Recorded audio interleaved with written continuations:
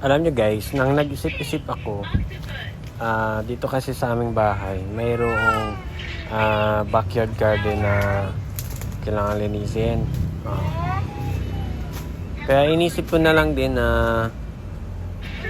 linisin kasi nga ho, ang hirap na ang napaka limlim na at saka napakamarami ng mga weeds at saka mga tumutubong mga dahon at saka halaman. So kaya nilinis ko na rin mga idol. Ayan. Dito kasi idol, medyo marami ako mga tinanim na kamuting kahoy, meron ding guava po at saka mga malunggay. Kaya isa ko silang lininis. Ayan. Maraming mga ugat-ugat na dumidikit-dikit dun sa puno, kaya isa ko na lang din na lininis para